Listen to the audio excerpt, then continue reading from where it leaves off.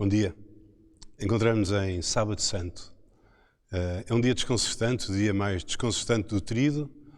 Ontem, Sexta-feira Santa, comemorámos a morte do Senhor, recordámos a morte do Senhor. Amanhã, aliás já a partir desta noite, celebraremos a sua ressurreição.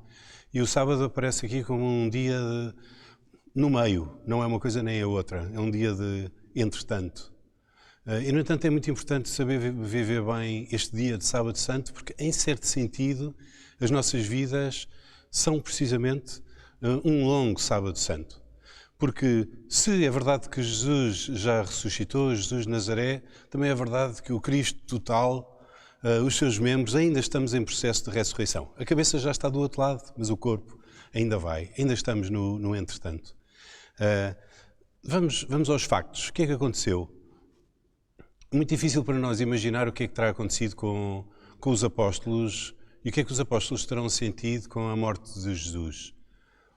Provavelmente já todos passamos por esta experiência de perder alguém querido.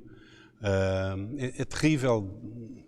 Quando chega a hora da morte, nunca há muitas explicações, nunca há muita lógica. Ainda por cima a morte de um homem com 30 e poucos anos. Para eles, no entanto, não foi só a perda do grande amigo, a perda de alguém tão próximo como Jesus. Para eles foi também, certamente, a perda do ideal. Jesus, para eles, mais do que um amigo, Jesus era aquele a que eles tinham posto toda a confiança, toda a esperança. Há uma cena curiosa nos Evangelhos, onde uns soldados vão enviados pelas autoridades e depois, quando voltam, perguntam-lhes as autoridades: então não trouxeram Jesus, não prenderam Jesus? E a resposta que eles deram foi esta: nunca ninguém falou como ele. O fascínio de Jesus, das suas palavras, do caminho que ele apresentava, do Deus Pai que ele apresentava, o fascínio era tal que, à sua volta, como sabemos, reunia multidões. Um dia estava ele a falar e uma pessoa gritou do meio da multidão: seguir-te-ei onde quer que fores, é contigo. Aquilo que tu dizes faz sentido cá dentro, sentido para a minha vida, para eu basear nessas palavras a minha vida. E de repente, a morte. E de repente, o quê? De repente foi tudo um engano, de repente o amor aos inimigos é aqui que dá, é nisso que dá, a última palavra é a morte. Portanto, para eles não terá sido somente a perda de um grande amigo, foi também certamente o desconcerto total, o sentirem-se perdidos e sem perceberem como é que tinham podido, provavelmente, acreditar tanto em Jesus. Mas não foi só isso, porque Jesus não morreu atropelado, Jesus não morreu doente, Jesus morreu assassinado pelo governo. É um governo muito forte, uma potência estrangeira. Se vieram atrás dele para o matar e se o mataram de facto, a nós que andávamos sempre com ele, o que é que pode acontecer? Já de noite, não na noite anterior, mas 2 noites antes, Pedro tinha sido reconhecido. Tu também és dos tais? Perguntaram-lhe junto à fogueira, no pátio onde Jesus estava preso. Ele, cheio de medo, como sabemos, 3 vezes disse: não sou, eu não tenho nada a ver com ele.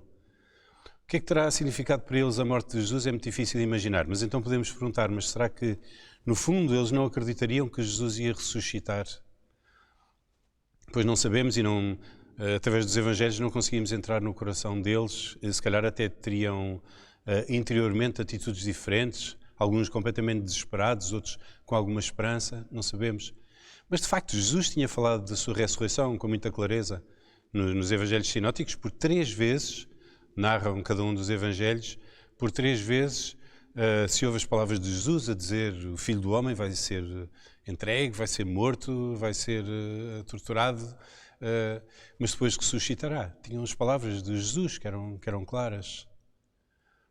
Por outro lado, entre a força da palavra e a força dos factos, às vezes é muito difícil encostarmos à palavra. A fé é muito difícil quando os factos são tão fortes e quando os factos são tão brutais. O que fizeram eles neste dia de sábado? Percorremos os Evangelhos à procura de alguma dica, alguma indicação de como é que eles ocuparam este dia, este longo dia de sábado. Procuramos em São João, não nos diz absolutamente nada, salta de sexta para domingo. Procuramos em São Marcos, mesma coisa, não diz nada. Procuramos em São Mateus, nem uma palavra. Quando acaba a sexta, recomeça a narrativa com as aparições no domingo. Quem nos salva é São Lucas. E mesmo esse só diz uma frase, mas essa frase é preciosa, porque esclarece tudo. Escreve assim São Lucas: no sábado, observaram o descanso conforme o preceito. Uma única frase tão simples que diz tudo. A que descanso se refere? Não se trata do descanso de ir para a cama, de não fazer nada. Trata-se do descanso ritual, o descanso que os judeus fazem no seu dia mais sagrado, o sábado. É um dia cheio de regras, cheio de princípios. Não se pode trabalhar nesse dia, não se pode sequer cozinhar ou fazer fogo, nem sequer se pode caminhar mais do que uma distância determinada nesse dia, porque é um dia de estar e é um dia para louvar a Deus. O que é que fizeram eles? Ficaram em casa, certamente, a observar o descanso. Que fariam? Não sabemos mais nada. Não sabemos dos choros, não sabemos das conversas, não sabemos dos eventuais planos de fuga que alguns, se calhar, poderiam ter nesse dia. Não sabemos mais nada. E perguntamos agora, e então, Maria, e então Nossa Senhora, como é que ela terá reagido? Bem, certamente estava lá. Embora esta frase dos Evangelhos não fale em nenhum dos apóstolos em concreto e não fale em Nossa Senhora em particular, certamente estava lá. Como é que poderia não estar lá? Ainda por cima estava longe da sua terra, tinha acabado de perder, assassinado o seu filho, como não estava com o grupo dos amigos do filho. E sobretudo, como é que São João alguma vez a poderia ter deixado, depois de que na véspera Jesus lhe tinha dito do alto da cruz: é a tua mãe, toma conta dela, dou-te como a minha mãe. Maria estava lá e certamente estava com a sua presença e com a sua serenidade. Um filme sobre a paixão de Cristo tem uma cena curiosa que não vem nos Evangelhos. Durante a Via Sacra, Jesus, com a cruz às costas, a caminho do Calvário, às tantas mais uma vez cai. E vê-se então Maria conseguir furar por entre a multidão e chegar ao pé de Jesus para fazer o quê? Simplesmente para dizer isto: estou aqui. Não é para dizer que já falámos com as autoridades e que isto vai ter uma solução, não é para recordar sequer nenhuma frase da Escritura, não é para dizer mais nada, é só para garantir: filho, estou aqui, a mãe está aqui contigo. E esta é a grande arte de Maria, que não só estava junto da cruz, não só estava com os apóstolos em Pentecostes, mas certamente estava com eles no dia de sábado. E certamente estaria a transmitir a sua serenidade e a sua paz.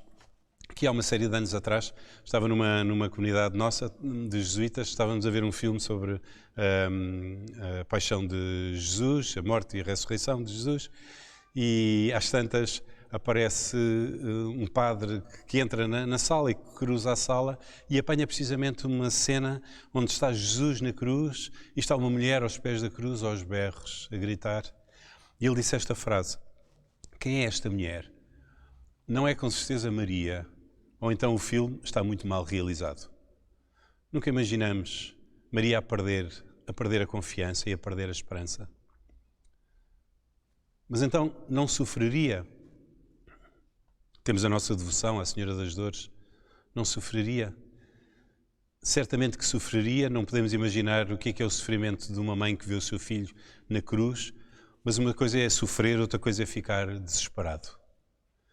Há uma grande diferença. Digamos, há dor. E a pior dor é a dor do sem sentido, é a dor do absurdo.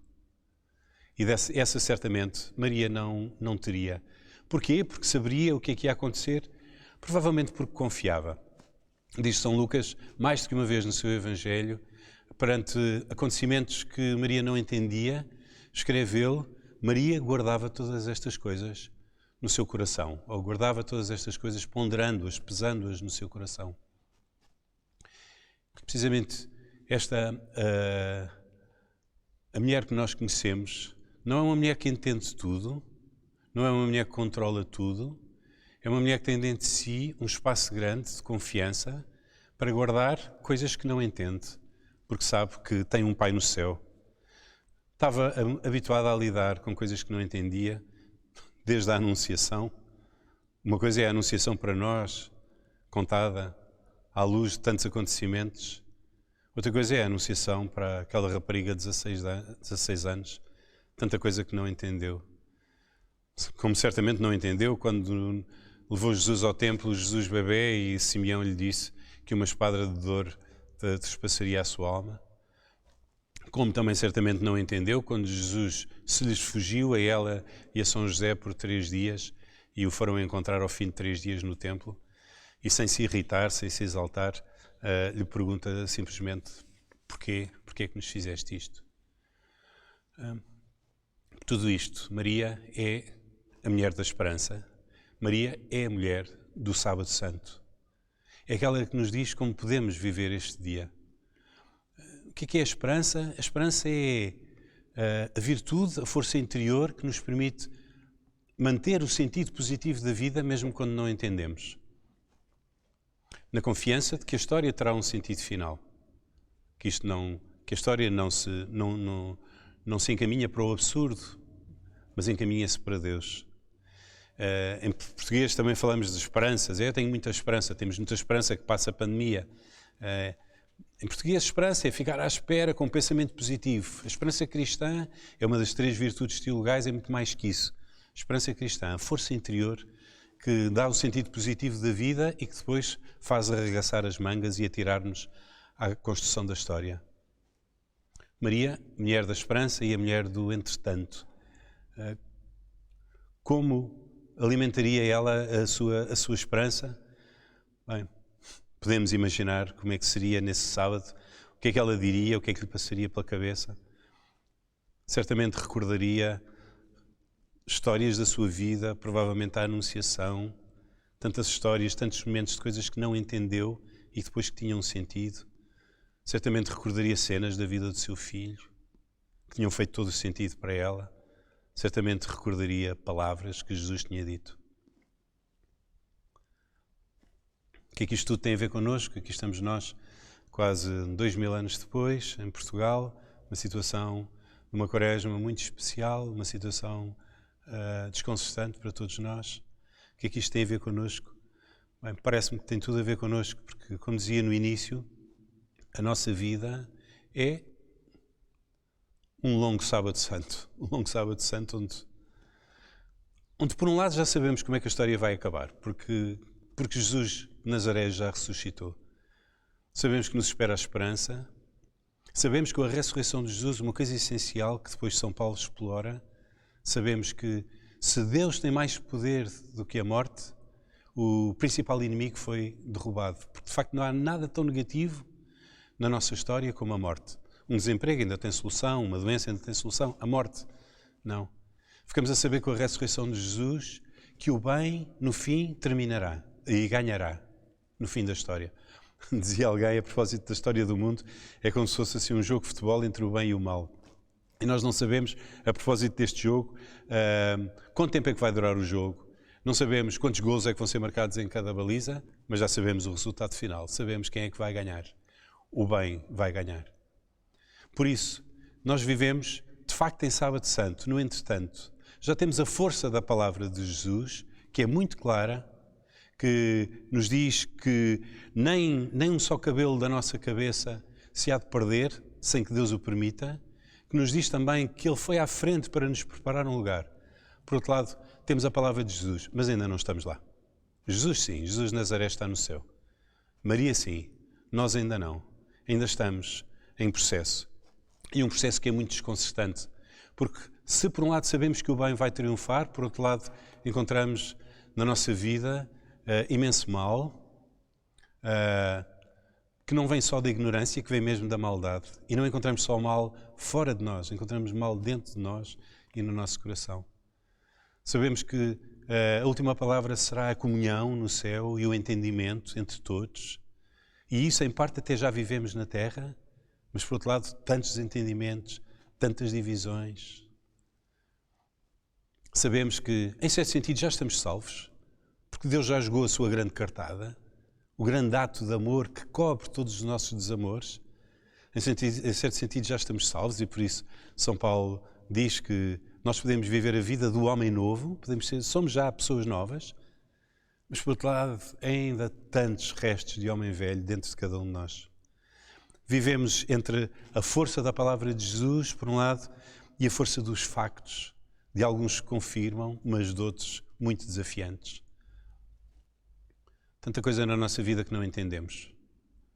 E perguntamos a Jesus, eu pessoalmente tenho uma lista de coisas para lhe perguntar quando chegar ao céu. Tanta coisa que não entendemos. Que diferença faz a ressurreição de Jesus para nós? Bem, em certo sentido, continuamos a ficar doentes, continuamos a ter que pagar IRS, continuamos a ter que tomar decisões, por vezes no meio de situações em que não sabemos o que é o melhor fazer. Continuamos a sofrer. Mas a ressurreição de Jesus protege-nos de uma coisa muito importante, que é o desespero, que é sofrer sem sentido. Isso não. Isso não. Diz o próprio São Paulo que, no fundo, neste sábado santo digo eu, não diz ele, mas neste processo, toda a criação está como que em dores de parto. E dores de parto são dores de sentido, não são dores absurdas. Não deixamos de sofrer, mas deixamos de desesperar. Por isso escreve ele aos Coríntios, na sua segunda carta, no capítulo 9, em tudo somos atribulados, mas não esmagados, perseguidos, mas não desamparados, abatidos, mas não destruídos. E diz ele, trazemos na nossa vida frágil, como se fôssemos vasos de barro, trazemos um grande tesouro, que é este tesouro da fé. Entre o tesouro e a fragilidade, aqui estamos nós, neste longo sábado. Como é que podemos viver o sábado santo da nossa vida? Aqui seis sugestões. Primeira sugestão, recordar muitas vezes que a vida é uma viagem. Temos sempre o perigo, quando estamos na Sexta-feira Santa, de esquecer que há Páscoa, de esquecer que há Domingo da Ressurreição. Bem, no tríodo não, porque segue-se tudo muito rápido, mas as Sextas-feiras Santas da nossa vida, as Sextas-feiras de sofrimento, com muita facilidade nós esquecemos que estamos numa viagem e que estamos numa viagem, numa meta para a comunhão com Deus, para o céu, com Deus e uns com os outros.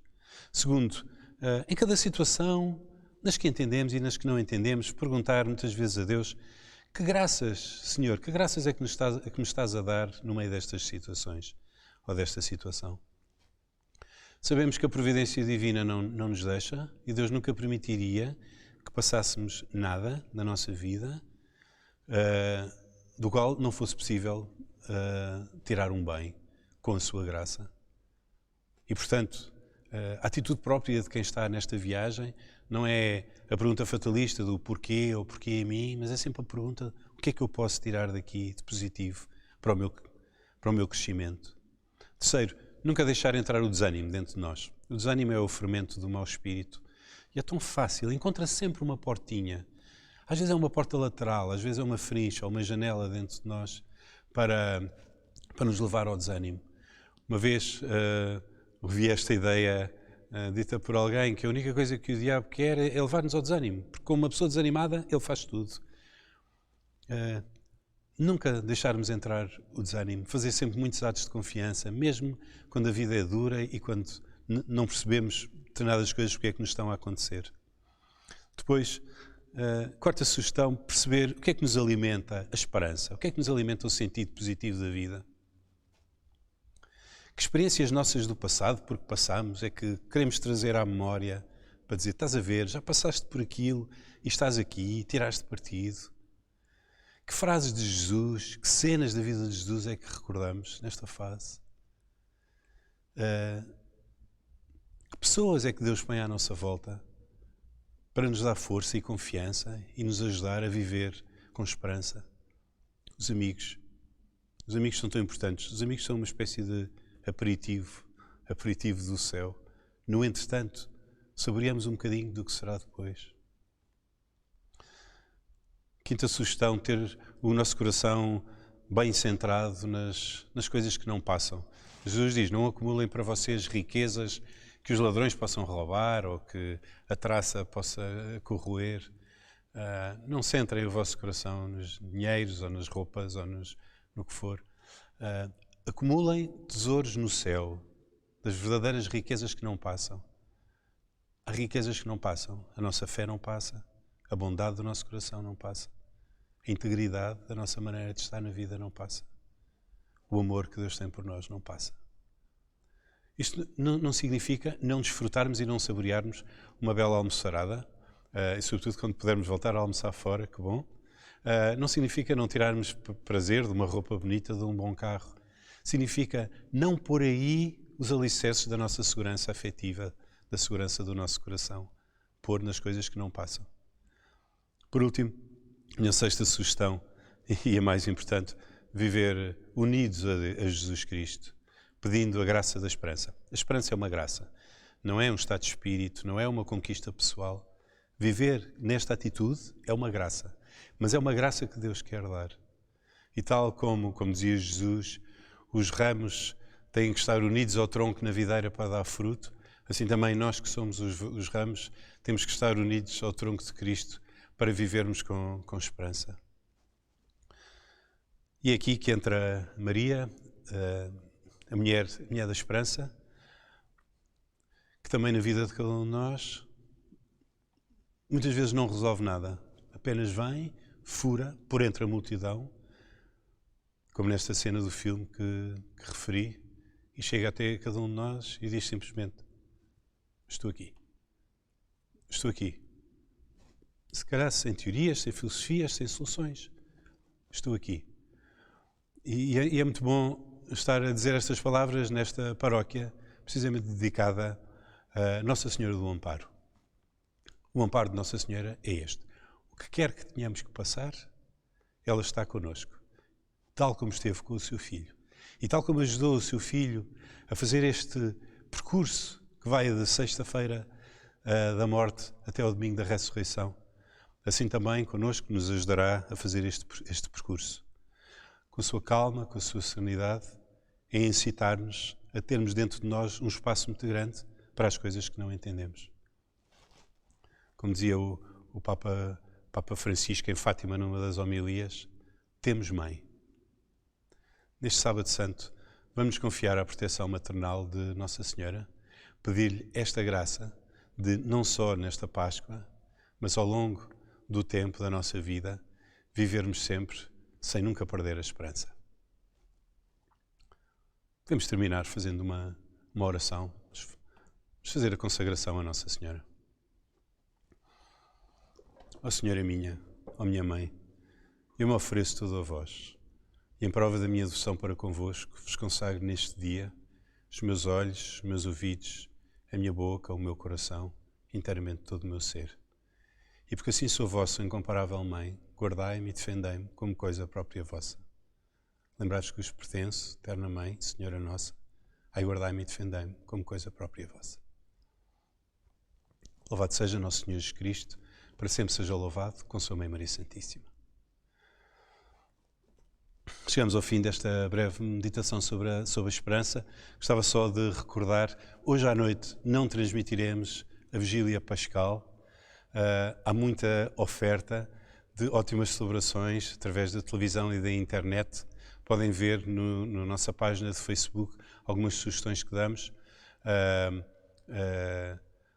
Temos, por exemplo, às 8 da noite, na Canção Nova, a transmissão da Vigília diretamente de Roma, com o Santo Padre, da Vigília Pascal, e depois às 9h30, uma outra transmissão de uma outra Vigília a partir de Fátima, às 9h30 da noite. São duas hipóteses, entre outras. Amanhã, domingo, se Deus quiser, aqui estaremos às 10h30, na Igreja de Nossa Senhora do Amparo de Portimão, para celebrar convosco a Páscoa da Ressurreição do Senhor. Boa Semana Santa.